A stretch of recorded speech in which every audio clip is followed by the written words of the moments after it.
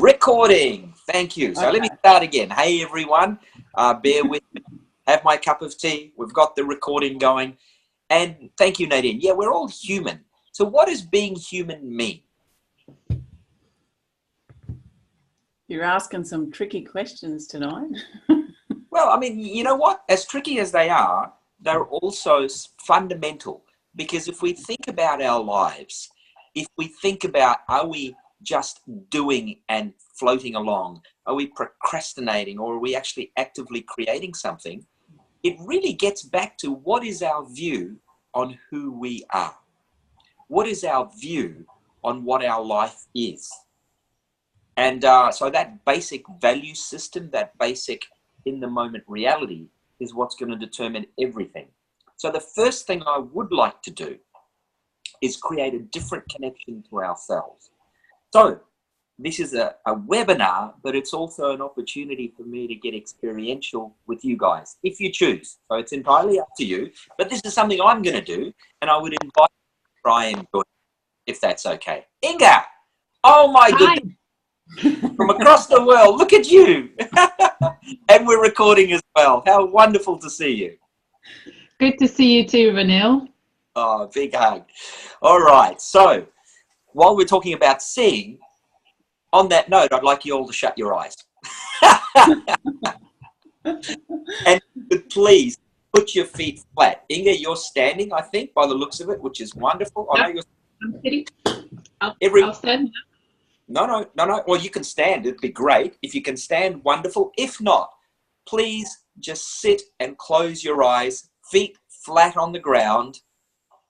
And if you can, take your shoes off and socks off and have bare feet on the ground.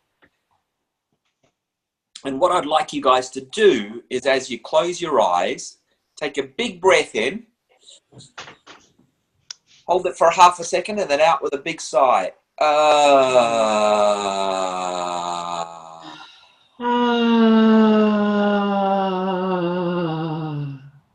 That's it. All the way in, up, and all the way out.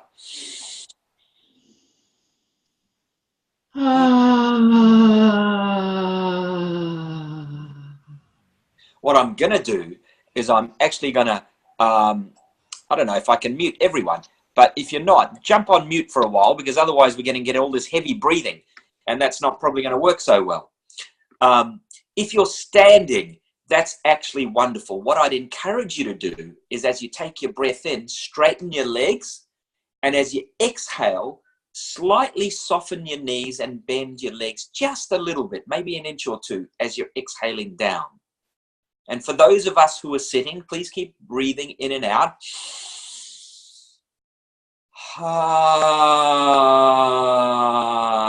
And as you're doing that and you're sitting, please use your toes to grasp at the ground, whether it's a carpet or a hard surface floor, just gently stroking and grasping the ground as you exhale.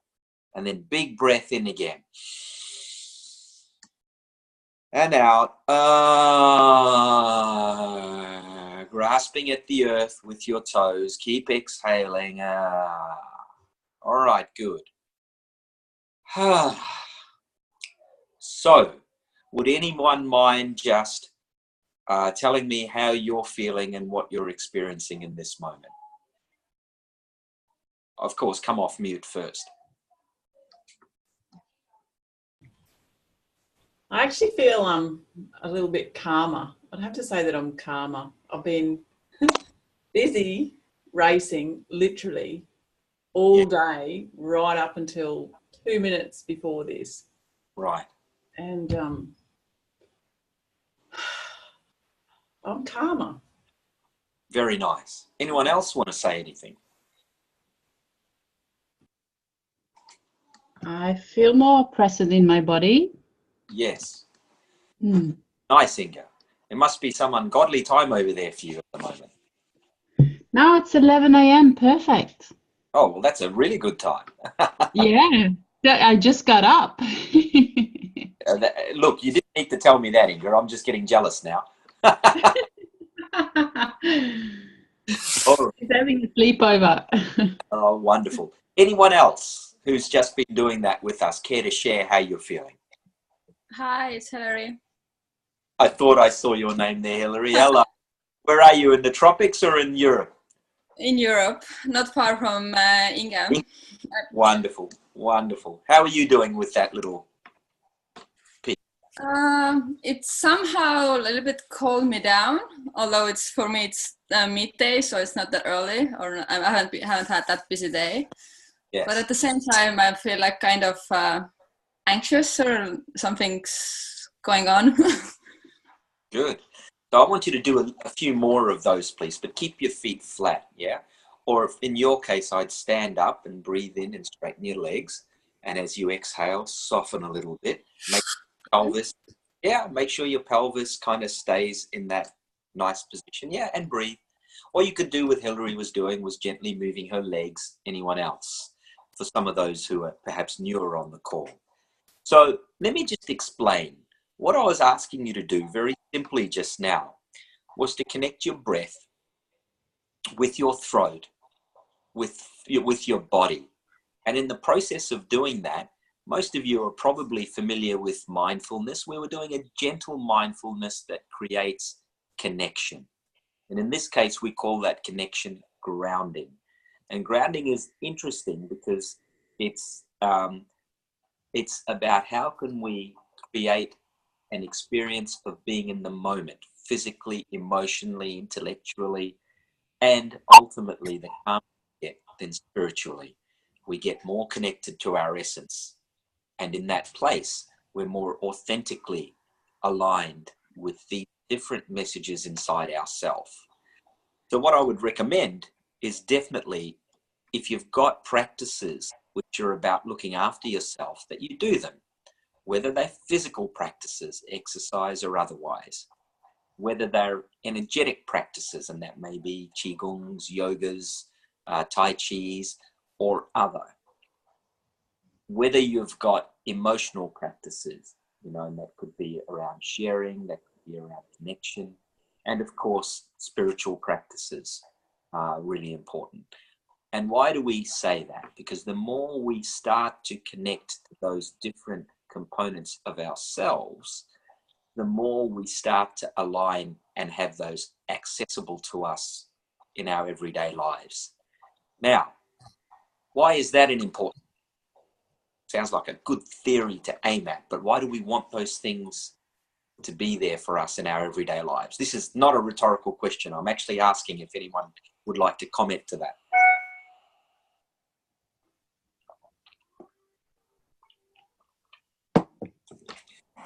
Well, it's really hard when everyone speaks at once. I can't keep up. I'm just an Australian guy, Well, excuse me, Victorian guy down here. To feel more joy, to feel more presence, to feel more love, to feel our truth. Wow, so beautiful. So these things, when we're more connected to all of those, and the last one, our truth and authenticity, in that place, thank you, Ingrid, what that allows us to do is truly understand who we are and what we need. So it's easy to get caught in life and just be busy doing things, isn't it? And you know what? Sometimes that's okay, because we just need to do stuff. We all have to get up. We have to work. We have to, look after our families. We have to cook and clean and all these sorts of things, functional things.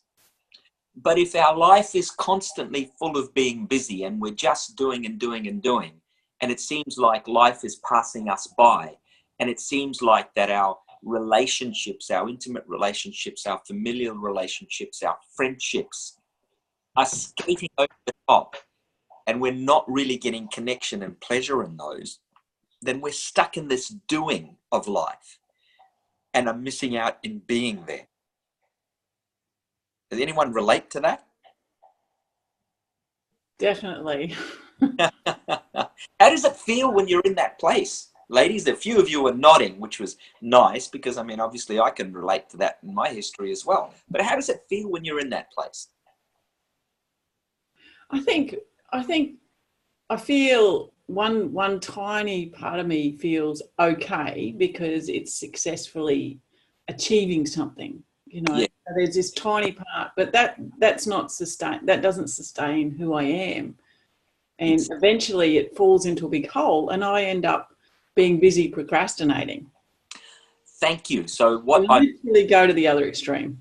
Great. So what we're hearing there, saying that there's a gratification that comes from that. And if that's all that we're getting, then it's not sustainable. And in your case, then you go to procrastination, because I suspect part of you goes, this isn't fulfilling for me. Oh, why should I bother? You're nodding, Inga. Do you relate to that, darling?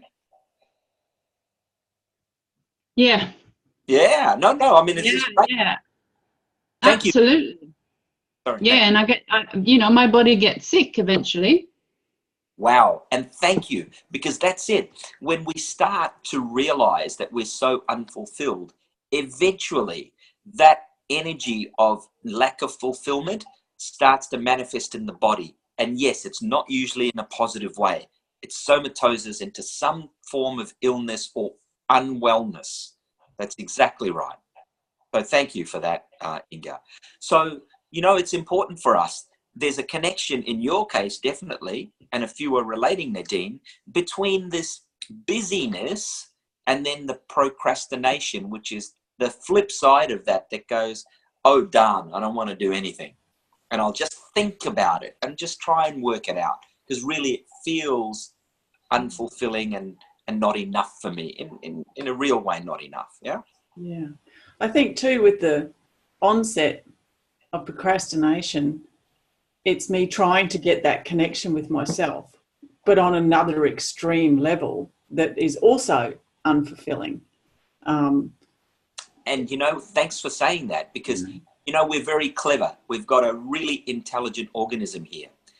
One thing doesn't work or isn't working the way we want. Most of us will try something else, either consciously, which is what you're saying, or in fact unconsciously, which is what you experience when it flips from one to the other. You're not consciously going, I don't want to do anything anymore. You find yourself in a position where you're going, I don't want to do anything anymore. I know I should, but I can't, or I can't be bothered, or whatever. So therefore, an unconscious and automatic decision that's been made somewhere inside of you. Yeah. And it hasn't been conscious choice.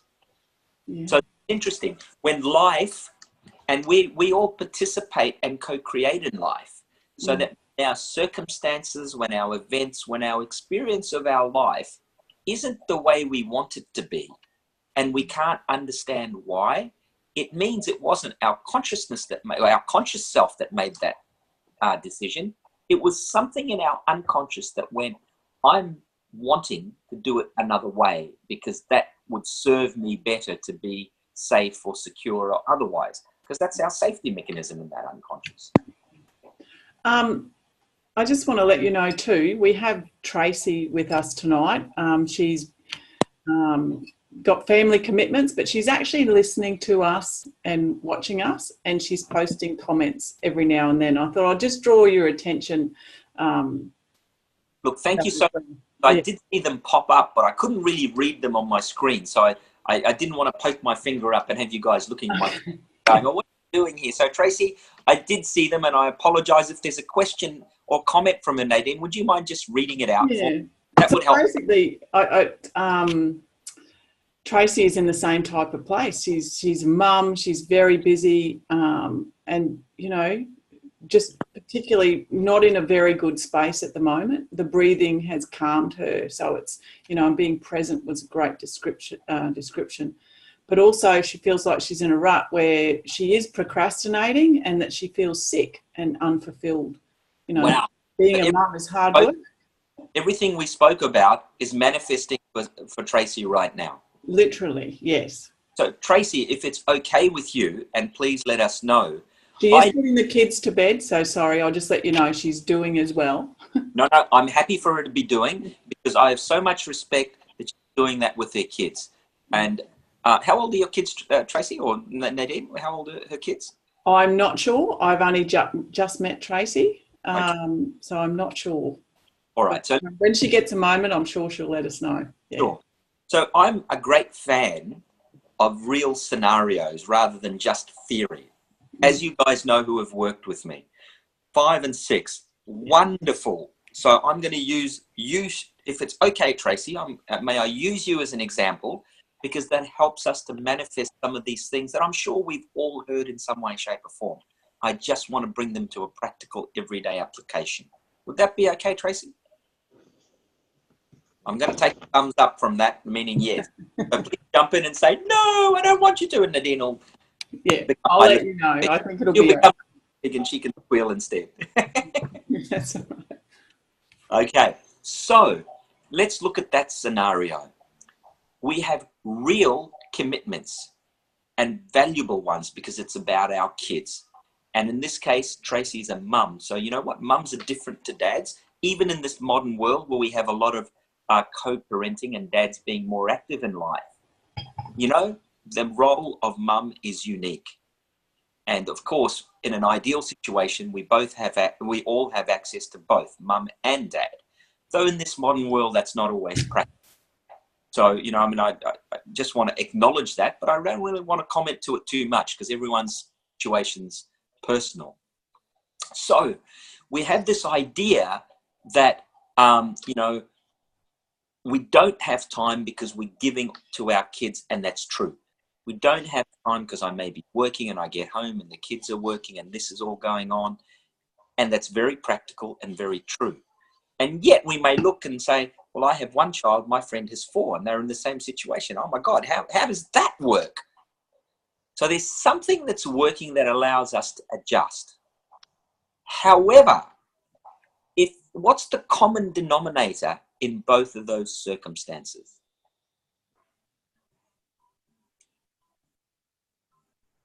So in your life, Nadine, in your life, Inga, in your life, Tracy, in your life, Hillary, and everyone else, what is the single common denominator in each of your lives? I imagine we all have children. No. No? I'm not sure. Anyone? What's the female? Tracy has commented we're all female. Well, correct everyone I named, except I'll include myself now in that. And Brad has children there that's joined us today too. Brad. Okay. Yeah. One. So, you know, I mean, albeit I'd like to think I'm connected to my feminine self, I'm sure my girls would say otherwise. So I've got a bit to learn here. But all of us as humans, what is the single common denominator in our lives? What's the center of our lives? Our children. Yes, that was my kids. I was on mute going, hey, quiet out there. So excuse me, guys. No, well, not all of us have kids. Okay. What's the common denominator? Anyone, jump in. Human beings? Work. No. Family. Well, what's the center of each of your lives? Me. Right, you. So the quality of our life, the experience of our life, is totally going to be based upon how much of me is present in my life in the moment. Oh, yeah. And everything is, you know, no matter what it is, right? You're cooking a dish, the quality of the outcome, the dish is based on the quality of the ingredients. They can be the same ingredients, but if one's organic and freshly grown, freshly picked, versus one that's been sitting in a supermarket from 8 months ago, that's been in a chiller, I mean, the food's gonna be a different experience, not only taste-wise, but everything, isn't it? Mm. So the same applies to us. Our experience of our family, our experience of the things we do is entirely dependent on the quality of who I am in my life in the moment. So the quality of who I am is totally dependent on what's the quality of the connection I have with myself. Did I see Tracy put something up there? Something about chocolate. She said the kids are down and she's going back to doing the breathing exercise and making some hot chocolate. And I said, nice. That's beautiful. What a legend. A few minutes and she got those kids off. Wow. Very cool. I want to take some notes there. That was fantastic. So what I'm trying to say here is the more that we give to ourselves and understand what that means, the more present we are to what our authentic self is. And if we do from that place, the more quality of us is present in everything we do. Now, some things need to be just rote doing. You're doing the dishes, You know, it's not a meditation, even though some people tell me they find it meditative, you know. I myself have found vacuuming to be quite interesting, but that's another story. I'm going to leave that alone. For some of you who have heard me talk about that before. But so if you think about it, the little exercise we did with the breathing was to connect us into the moment. So it doesn't necessarily take a lot. But there's other things that we need to do that nourish who we are, whether they're physical. In other words, rest sometimes is a physical thing that we need to give to ourselves. Getting quality sleep, drinking water, quality food. And, you know, like our health is dependent on how we treat ourselves. So what we eat, when we eat, how we listen to what our body wants in terms of food and rest and fluid and all of that is critical. Now, keeping in mind that the research shows us that our unconscious self is physiological in our body, cellularly, vibrationally, chemically. So if we're not looking after our body, how are we building our connection to our unconscious self? Which, you know, let's face it, it's 90+%, depending on what piece of research you want to look at. Let's just call that a round figure, around 90 of our consciousness. All of a sudden, if we're not nurturing and listening, and well, forget the listening, even connecting to that part of us, and we're not looking after it, let's not go to the abusing, which some of us do, you know, whether it's with what we eat or alcohol or drugs or over exercising or anything. If we're doing that's an activity that doesn't align to what our authentic need is, then we're not necessarily nurturing ourselves. The same thing goes for our mind. For some of us, you know, who love to read perhaps and don't, because I'm so busy, I never get to do it. And all of a sudden you find that I'm frustrated because I'm not having quality intellectual conversations with people or reading things. That's not serving a basic need of ours. Whether it's emotional, feeling I can connect with people emotionally, I know how to do that, I'm getting emotional needs met, I'm assisting others, the ones I love, to feel some things there. Or our spiritual needs. And this is not about religion, this is about what do we believe is bigger than us as individuals? What do we connect to that is a superset of all of us? And when we can go to that place, we're going to feel spiritually nourished and fulfilled. It can be anything you want it to be, and whatever works for you is the point, because we're not alone. And it's that separation consciousness that we can find ourselves in that creates some problems and leads to the illness we were talking about before, the non-well-beingness that we experience, whether we can call it stress, whether we can call it other physiological symptoms, whether it leads into something more intense like anxiety and depression, whether it leads to a sense of hopelessness or loss, which is neither one of those things, but is really a catharsis between our true self, our spiritual self, our higher self, and our conscious physical self. And the catharsis is they're not connecting. Some may call it a spiritual crisis. You may have heard of that. Well, that's how I describe it, is when there's a lack of alignment between those different parts of us. And these are the times that we either absorb ourselves in being busy, or they're a result of being absorbed in being busy and not paying enough time to ourselves, or they create the procrastination. And then after a while, we get into patterns and habits. And those habits and patterns started off as an action, as a decision we make, either consciously or in our unconscious. And so they carry a vibration and an emotion and an outcome. So the point is, every time we go back to that habit, it brings all of that baggage of the emotion, the experience, the outcome with it. Even though we weren't in that place, we'll find ourselves in that place again, because these connections are there. So if we truly want to live, if we truly want to be creating our life in an active way, where we go, you know, these are conscious choices. And for me, any development work is about giving ourselves the opportunity to make more conscious choices in our life. Whether it's, I don't know why I hate people with a blue shirt. through to, you know, something significant like, well, you know, is this the person I want to spend the rest of my life with? Am I doing my life's purpose? Is this work serving me and what I want to be? You know, these sorts of bigger questions. And so in order to get to that place, we all need to create these practices that help us to connect to and nurture and acknowledge and develop each of those components of ourselves and then connect them together. Now, that all sounds great in the theory, right? Guess what? You spent 30 seconds or a minute doing it when we started. It wasn't that hard. And that's the point. You know, a very, very bright man we all know the name of that I don't need to say. John Kiriakis. Oh, well, he was another brilliant guy, but he's not the guy. Okay. The other guy I was thinking of said, you know, to do the same thing over again and expect a different result will be defined as insanity. And, well, that's how he defined it. And, you know, it's about conscious choice.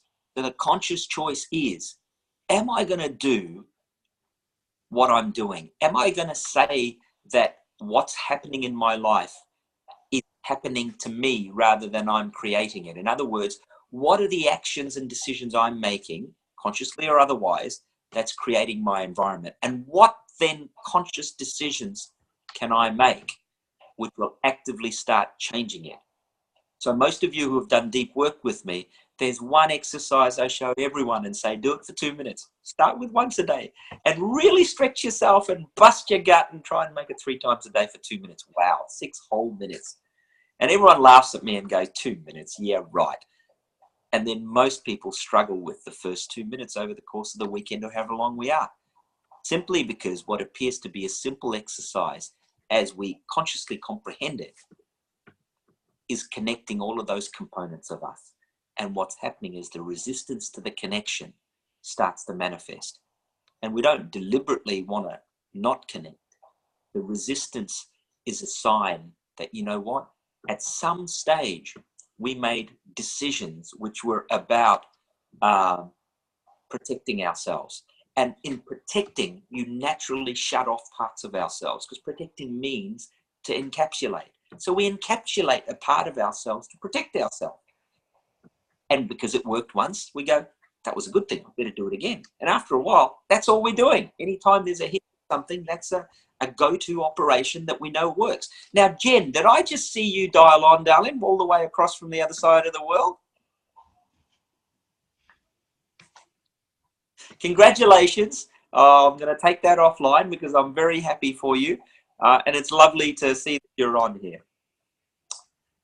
So, getting back to this connectedness thing, the more connected we are authentically to ourselves, the more we can make an assessment of the big things for us, namely, what are my core values? And you might say, I know my core values. Yes, that's true. You may know them. How often do you find yourself living outside of them, or find yourself doing something that you go, that's not me, what's that like? Or retrospectively looking back at patterns in your life around relationships or work or money or intimacy, and you go, wow, I can't believe I did that. Great. They're symptoms and examples of when we've taken one of those unconscious choices and not even realized. So the more connected we are to ourselves, the more we do these things to open those connections. Then when we go to do work to remove what created those belief systems, guess what? That connection is set up and more energy. It becomes easier to come back to. A few breaths and we're all here. It becomes easier to attune the vibrations around us that create connections, whether it's a group like this where all of a sudden you go, I can't do that by myself. There's 3 people, we all breathe, and bang, next minute we're all connected. Or whether it's something more practical and pragmatic, like, you know, sitting on the grass, or putting your feet into the ocean, or walking along the beach, or listening to a stream, you know, all of these things, you know, or maybe just going out and maybe patting a horse or playing with your dog, or all of these things that traditionally created connection for us. And then open up our consciousness to, okay, what is my connection about? What's my about? What is it that I don't want to feel versus I want to force myself to feel, for example? All of these bigger questions that ultimately are dictating how we're acting in our everyday life. So the everyday life examples are perfect in assessing our symptomatic states. And ultimately, we want to get to a point where we all have more conscious choice about the things we can do that help create the life that we want to live, or to keep creating the life that we're living that we love. All right, so look, I'm gonna take a breath because I've been talking flat chat for half an hour now, and I'm sure there's a few questions because these are big topics. So let me address a few questions because we've got probably 5-10 minutes left.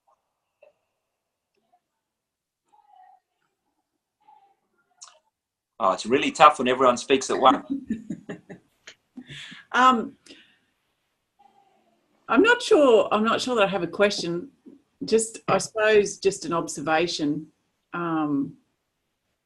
When I'm not connected or I'm not grounded, I'm not even conscious that I'm not conscious. Wow, that's terrific. What a good thing. So can I phrase that into a question? Okay. How do we understand, become aware, or how do we know when we're not connected? Well, for me personally, from the last few years of core energetics and things, I actually find that, and you know, it's a typical that I'm breathing becomes shallow. I start, you know, reacting, and then I'll think, did I really just say that? And I think, what did I do that for? And I've got this little awareness that starts saying to me, what are you doing? Or I'll start getting snappy or short or demanding or telling. And then it won't, you know, sometimes it might not be, and, you know, for hours later, and then I'll stop and think and have a cup of tea and go, oh, man, you know. And then sometimes it's quick. Sometimes I say something and I instantly realise, hang on, just slow down, stop whatever I'm doing, take a breath, you know, which happens more often these days, which is nice. That's really lovely, Nadine, because catch your breath for a moment, because you covered so much ground there. Yeah, I did. Sorry. And for those of you who can listen to the recording later, please listen to everything she said, because you might go, oh yeah, I do that. Oh yeah. But you know what? Really listen and take it in, because they were such great examples of the symptoms that we all feel when we're disconnected. And you might go, oh yeah, but that's okay. Then I sit down and I have a cup of tea and I'm fine until the next time. So what's different? What have you actually done? You've taken a moment, you've had a cup of tea, but what conscious choice have you made which improves the quality of your own self-connection and creates a new opportunity for a new conscious choice and a new outcome the next time you're in that situation? You don't have to do anything. I'm just posing a question to consider. Well, for me, I just think the more often that it comes up and the more often I do it, the shorter and the easier it becomes. Excellent. Like in the past, it might have been weeks or months, you know, and now, you know, usually if it's more than an hour or so, you know, some big things will come up, but the general everyday living, yes, I'm generally aware, you know, much quicker. So you're an example here that we can use, Nadine, because you've been hard in an integrated way for a while, and you've been, you know, it's not just intellectually, which is where you started, but that's okay. You know, we all have our strengths, and those strengths can only get better when we align them to the other parts of us. So if you're strong intellectually, wow, that's going to get all sorts of dimensions. However, for those of us who might be more energetic or more emotional or more spiritual, those also will get more rich in experience and build out as we get more integrated and aligned. So, I mean, it's great what you say, that what could have been an extended period of time, you didn't even know. Now you realize, oh my God, it used to take that long. But more importantly, it's quick to get out of. So this state of being present is easier to be in, easier to stay in, harder to fall out of. And then most importantly, what you said for me is easier to get back into. Because you know what? We are all human, and we're all going to have our stuff. We're all going to be triggered, and we're all going to need to be defensive at times. Because the world does need us to be defensive at times. Yeah. So what we want is the ability to come back to this place where we can be more us. Our loved ones can feel that more. We can have more authentic connections and more fulfilling connections, is the way I kind of view it. And what I got out of what you said to me, is that okay that I draw that interpretation, Nadine? Yes, it is correct. Yes. Well, let's hear from a few others. There's a few on the call. Anyone want to say anything or ask any questions?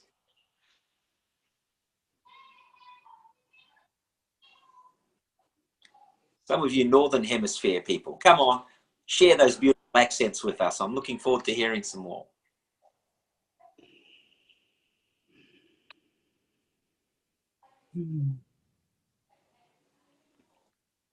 Tracy, you just got connected, was that? She asked a question, I think. Oh, what was the question, please, Inga? Oh, I can't see it. I can read it, that's all right. Thanks, Nadine. I'm in that rut place, putting things into practice, unprogramming and listening to my inner child, and at the same time trying to unprogram my children and change myself. However, I've made myself sick in doing so. Yes. Yes. So can I just say something specifically to you, Tracy? Your intention is phenomenal. I really feel how you want to make a change. My feeling for you is less is more. You're trying to do a lot all the time, and in the process you're unable to be for you. And in that place, it's always, you're going to be on a hiding to nothing. You're always living off an emotional credit card in that place. So what I would recommend is, even in the short term, is to stop doing a lot of those things you said and be very still and start to do a little bit of energy and emotional work, which is about connecting to that part in you inside that feels not enough and that you need to do it and get it from outside. And as that happens, you know what? There'll be more of you present, and that part in you that's more present will give you a much more fulfilling outcome than the 1000% of actions you're taking now against that. So less is more is what I'd be saying to you in this moment. Yep. Yes. She said that she's pretty upset at the moment, and also that she's aware that she's stuck in the emotion, and that she's doing this in the mornings, and she makes sure that she does it 3 to 5 minutes each night as well. Wonderful. So the other thing I would recommend is that, you know, it would be good if you were able to do some intense activity after you finish the gentle movement stuff. So that could be throwing a little tantrum on the bed with a big screaming, you know, a bit of screaming, or just to you know, get a punching bag and lots of sound with your throat would be very good, because, you know, when you're in this place, it's easy to suppress some emotions that we judge as not being good, nice, inappropriate, or otherwise. And you don't have to do anything with them. We're just wanting to make connections. And then we can take that offline a little bit if you like, and we can decide what's a better approach for you. But I hope everyone's learning something from this. Tracy, thanks so much for letting me talk about this, because for me, a practical example is always much more effective. She's saying yes, it's very nourishing and inspiring listening to you at the moment, that she can't really talk where she is right now, but big hug to everyone. Yes, she took herself off to boxing today and did some pillow work tonight, and thank you. That's wonderful. And then the other thing I would suggest is, when she lays in bed, pop a pillow behind her, and if there's no one else in the bed with her, and a pillow in front, let's have a bit of a pillow sandwich. And if there is someone else there, well, that doesn't stop the pillows either, because that's something that is very supportive of self. And ultimately, we want to get to a place where I feel me with me, not that I need that from someone else. And when I learn to give myself that, so much more is available to everyone and everything in my life. The whole range of things that we do around that And if one of you are interested in that, please drop Nadine or I a line, and we can sort out what some starting points for you could be. Yeah. Great. Well, we've done well. I was just going to say, Ranil, if I can just interrupt for a moment, just for a couple of the new people to core energetics. I know I had a brief conversation with Brad today, and he's actually reading Lowen bioenergetics at the moment and studying chiropractor as well. So I just wanted to know if we could finish off with just a little bit about what to expect in Mackay with the workshops, if you wouldn't mind, just for the new ones that have jumped in. Yeah. So much. So we've got a couple of introductory mini workshops, which are just that, they're experiential. And the topic is a two-part to the same topic. And what is it, Nadine? You tell me. It's actually intimacy versus sex, what the difference is. So we're really looking at a relationship and what that means. What is intimacy, what is sex, and a lot of communication around that. And yeah, because I think that the line is what makes a great relationship. Yeah, that was the key line. I just forgot it off the top of my head. That is the punchline.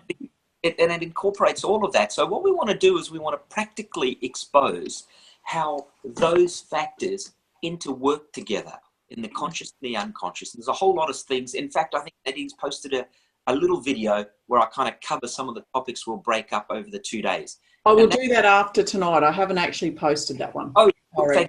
No, excuse me. I mean, I'm losing track of time. So that gives you a sense of some of the topics we'll cover, but they'll be experiential. Now, in the intensives, what we're actually doing is we're utilizing group energy of the individuals, and we'll structure them in such a way, and we'll mobilize that in such a way where we can go deep to the core of these belief systems, the ones that are more about encapsulating and surviving and protecting.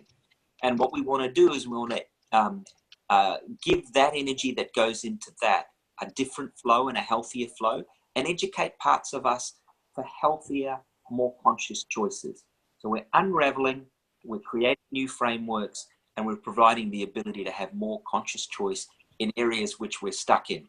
So Tracy, what we were talking about before there, some of the things for you, those would be the examples of some of the beliefs that we would have to turn around. And the thing is, working in a group like this, the more present you are over the course of the period, and I think we've got 2 one-dayers, and for some people that's a 2-day because they're attending both, which builds us more momentum.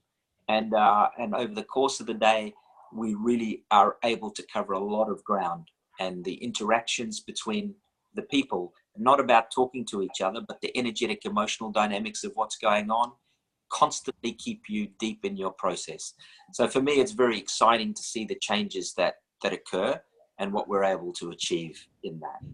Is that what you were looking for, Nadine? Yes. I suppose just on a tiny bit more. Well, I know we've gone over time a bit here, right.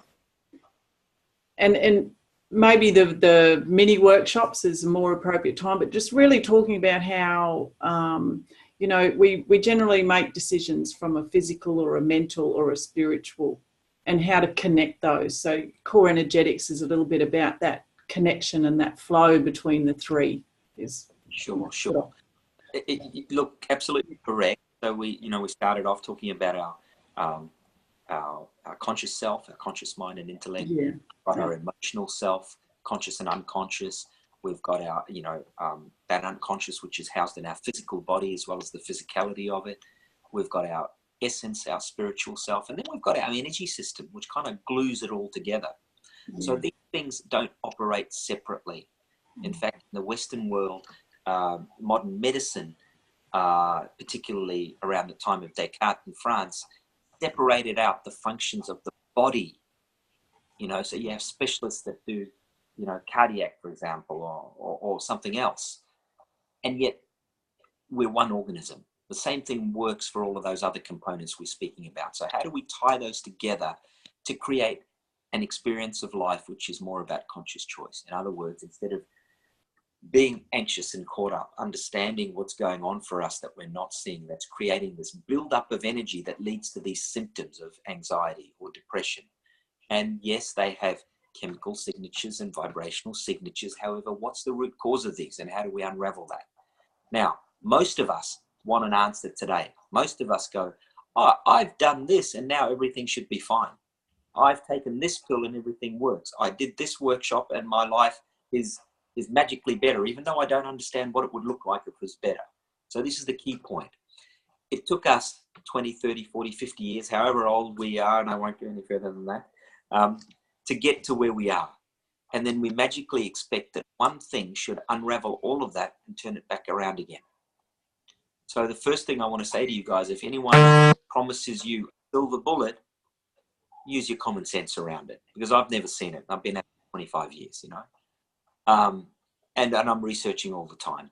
I think there's lots of great silver wins we can have, which are phenomenal and change our lives.